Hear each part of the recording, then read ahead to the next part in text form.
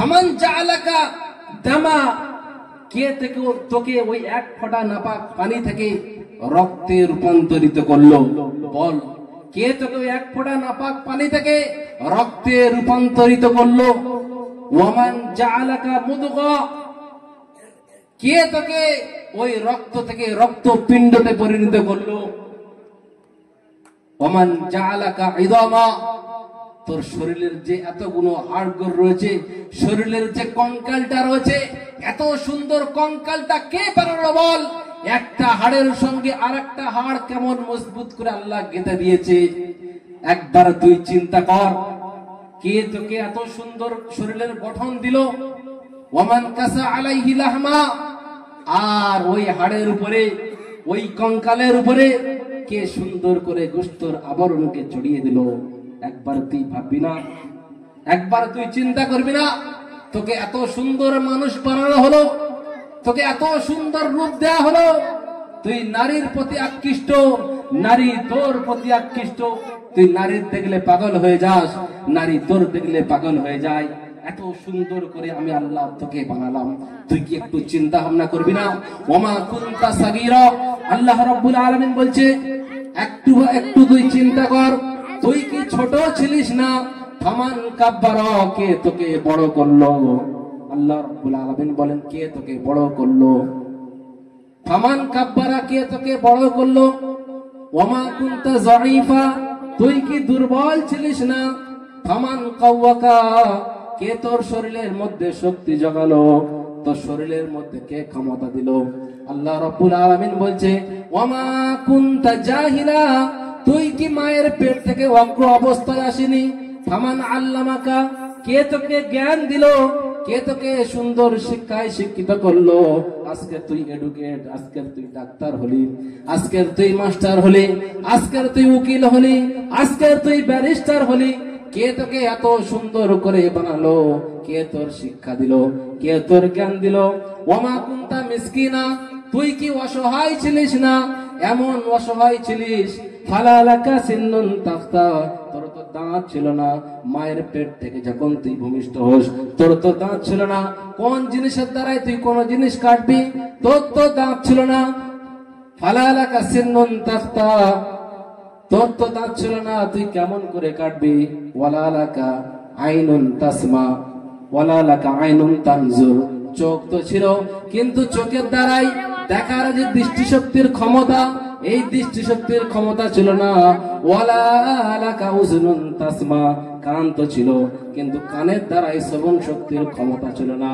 ওয়ালালাকা ইয়াদুন তাবতিশ, হাত তো ছিল, কিন্তু হাতের দ্বারাই ধরার ক্ষমতা ছিল না। ওয়ালালাকা রিজলুন তামশি, পা তো ছিল, পা দ্বারা এক জায়গা থেকে অন্য জায়গায় চলার ক্ষমতা ছিল না। আল্লাহ তাআলা বলছেন, আলাইসা কাযালিক, বল বল এমন কি ছিল না? তোর তো কিছু ছিল না।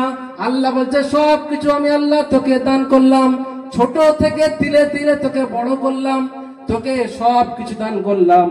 এরপরেও কি তোর কাছে একটু সময় নাই? তুই কি আমার জাত নিয়ে একটু চিন্তা ভাবনা করিস না? লাকাদ খালাকনাল ইনসানা ফি আহসানি তাকবীম। আল্লাহ রাব্বুল আলামিন বলছেন যে আমি তোকে কত সুন্দর করে বানালাম। ফি আহসানি তাকবীম, অন্যান্য মখলুকের থেকে তোকে আলাদা করলাম। অন্যান্য মখলুকের বাক শক্তি নেই, তোকে আমি বাক শক্তি দান করলাম। অন্যান্য মখলুক তার মনের ভাবকে প্রকাশ করতে পারে না, কিন্তু আমি আল্লাহ তোকে এমন জ্ঞান দিলাম, তোকে কথা বলার ক্ষমতা দিলাম। আর রহমানু আল্লামাল কুরআন খালাকাল ইনসান আল্লামাহুল বায়ান।